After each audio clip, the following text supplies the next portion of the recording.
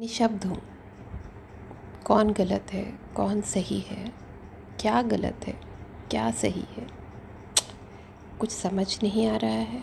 और गलत तो सब है, और धोखा किसके साथ हुआ है वो सबसे आखिरी में आपको मैं बता दूँगी।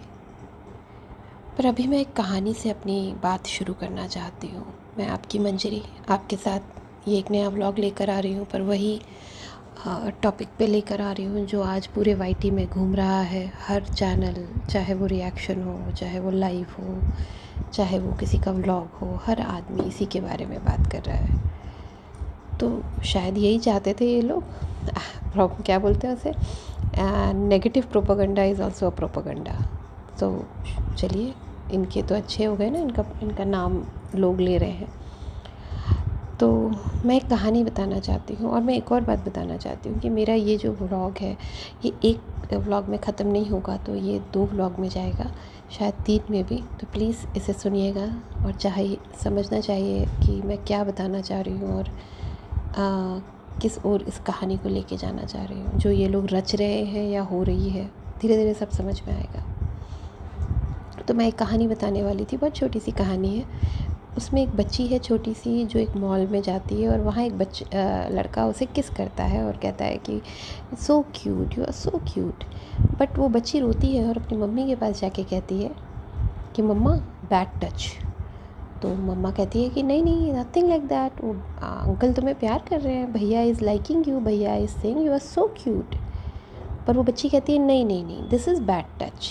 और वो नाराज़ होती है और वो रोती है अपनी मम्मी से बता के। इस कहानी को मैं यहाँ पर इसलिए सुना रही हूँ क्योंकि मैं आपको ये बताना चाह रही हूँ, क्योंकि मैं भी एक औरत हूँ। मैं भी एक औरत हूँ और मैं इस बात को खुद महसूस करती हूँ अपने अंदर, अपने जीवन में, रोज़मर्रा की ज़िंदगी में।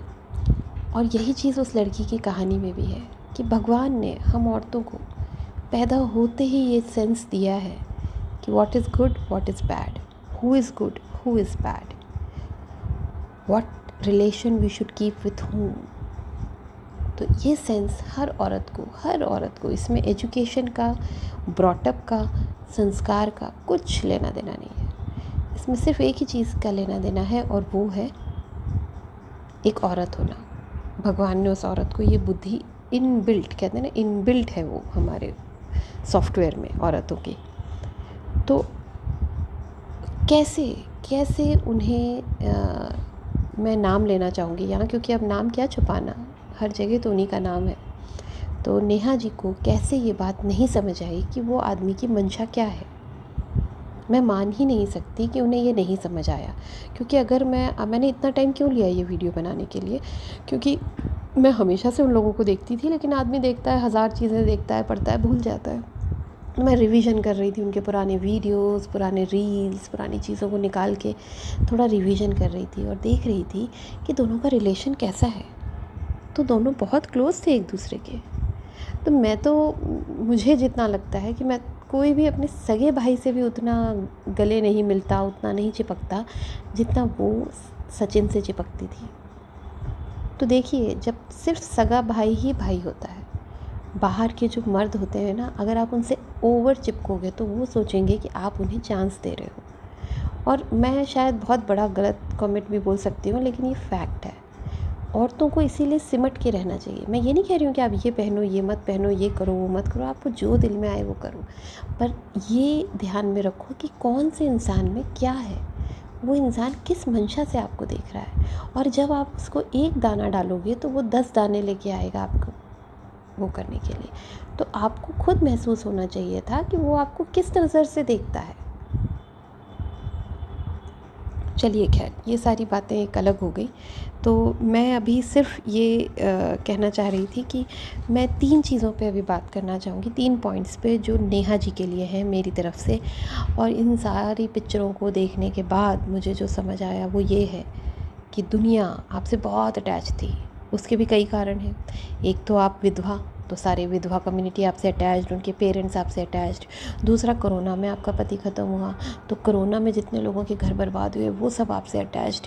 एक अजीब किस्म का सिंपैथी, रिस्पेक्ट वाला माहौल बनाकर आपने आशीष जी के नाम पे जो बटोर लिया। खूब महान बन गई, लोग आपसे आशीर्वाद लेने लगे। कहाँ लोग ऐसी औरतों को, मतलब नहीं कहना चाहिए, सॉरी, बट मैं ये कहना चाह रही हूँ कि लोग आपसे आशीर्वाद तक लेने लगे। और नेहा का ग्राफ 50,000 30,000 से सीधे 1 मिलियन पे चला गया। ये पहली गलती कि आपने बहुत रिस्पेक्ट लूटी, बहुत सिंपैथी ली आशीष जी के नाम पे। अपने दम पे करती जो करना था, अगर आपको यही सब करना था, है ना। अदरवाइज़ करती उनके नाम पे, उन्हीं का नाम ज़िंदा रखना जैसा तो लग नहीं रहा, पर करती जो करना था। फिर आपने जो ये भाई बहन का खेल रचा, ये सबसे बड़ी गलती। लोगों को आज पता है, जो व्यूअर्स हैं उनको ये नहीं हर्ट हो रहा कि आपका अफेयर था, आप किसी के साथ शादी करना चाहती थी या क्या कर रही थी।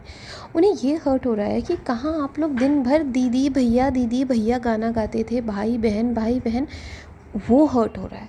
आपने उस रिश्ते को जिस तरह से बेनाम बदनाम कर दिया है ना, कि आज आदमी समाज में कहीं किसी को भाई बनाने से डरेगा, बहन बनाने से डरेगा। आपने उस रिश्ते को इतना गंदा कर दिया है कि मतलब मेरे पास शब्द नहीं है उसके लिए। तो ये आपकी दूसरी गलती, और जो सबसे बड़ी गलती थी, आप फ्रेंड्स बनाते, जो करना है करते, चलिए माना। तीसरी गलती ये कि आप अट्रैक्ट हुई उससे, माना, हो जाता है, अट्रैक्शन में कोई बुराई नहीं है, हो जाता है, अट्रैक्ट हुई। लेकिन आपको कहीं तो संभलना चाहिए था। आप भी एक बेटी की माँ हैं, आपके घर में एक माँ है, बहू है, भाई है, छोटा भाई है बेचारा, आज वो रो रहा है खुश होने की जगह। आपको एक पल रुक कर सोचना था, आपको पास बहुत सारा समय था, आपको सोचना था, अपने कदम पीछे ले लेने थे कि मैं एक मैरिड लड़के के साथ कर रही हूँ। करना था किसी अनमैरिड लड़के को, या ऐसा आदमी को जो अकेला हो, सिंगल हो, उसके साथ जो कोई प्रॉब्लम नहीं है, किसी को कोई प्रॉब्लम नहीं होती, सब खुश होते। चलिए ठीक है, कोई बात नहीं। आप अट्रैक्ट हुई, आपने अपना कदम भी पीछे नहीं लिया, आपने मनीषा को ही अलग करने की मंशा रखी। आपको लगा मनीषा यहाँ से डर धमक के चली जाएगी, क्योंकि भाई वो डरपोक है, कमज़ोर है, डर जाएगी, मामला ख़त्म हो जाएगा, हम एक हो जाएंगे। कोई बात नहीं हो पाया, मनीषा स्ट्रॉन्ग निकली। अब जो सबसे बड़ी और सबसे आखिरी गलती है वो ये है कि आपने सचिन को एंगेजमेंट में बुलाया, जबकि आपके घर में ये कहानी सबको पता लग गई थी। आपके पेरेंट्स, आपके छोटे भाई भाभी, सबको पता थी। फिर उन्होंने आपको मना किया ये करने से, फिर भी आपने पर्सनली उनको अलग से प्राइवेटली एंगेजमेंट में बुलाया। चलिए बुलाया तो बुलाया, उसके बाद उन्हें निकलवाया भी, क्योंकि फ़ोन आपके पास था। जिस बात से वो कल हर्ट हुआ परसों, सचिन को ये था कि फ़ोन आपके पास था, आपने फ़ोन नहीं उठाया। तो आपने क्यों किया? क्या ये आपने पहले नहीं सोचा था कि जब मेरे घर वाले अलाउ नहीं कर रहे, मैं बुला रही हूँ, तो कैसे सामना होगा? क्या सोच के बुलाया था? और जब आप उसके साथ अफेयर कर रही थी, तो आप उसके साथ जब घूम रही थी 1.5 साल से, और उससे शादी का वादा कर रही थी, और ये वादा तोड़ रही थी दूसरे के साथ एंगेजमेंट करके, तो आप उसको बुला के क्या करना चाह रही थी? तमाशा तो आप खुद बनवा रही थी अपना। चलिए, आपने उसे निकाला, उसका ईगो हर्ट हो गया, उसे लगा 1.5 साल से मैं घूम रहा हूँ, खर्चा कर रहा हूँ, महंगे महंगे गिफ्ट्स दे रहा हूँ, सब कर रहा हूँ, उसके बाद एंगेजमेंट कर रही है दूसरे लड़के से, और चलो कर तो कर रही है, साथ में मैं आया हूँ तो मुझे घुसने भी नहीं दे रही है, मुझे आने भी नहीं दे रही है। अभी तक तो वो बेचारा आपके भाई को कल्प्रिट समझ के, कहते हैं ना, दोषी समझ के उसी गाली आ रहा था। जब उसे ये पता चला कि दोषी वो तो नहीं, आप भी हैं, तो उसका दिमाग ख़राब हो गया। वो अपने, कहते हैं ना, काबू में नहीं रहा, और वो हरकतें कर रहा है। खैर, वो पार्ट 2 में मैं आपको बताऊंगी। तो आगे सचिन की बात मैं पार्ट 2 में करूंगी, क्योंकि दोनों को मिंगल करना बेकार है। इनकी अलग कहानी है, उनकी अलग कहानी है ना। तो प्लीज़ मुझे सब्सक्राइब करिए और देखिए मेरा दूसरा व्लॉग भी इसके साथ।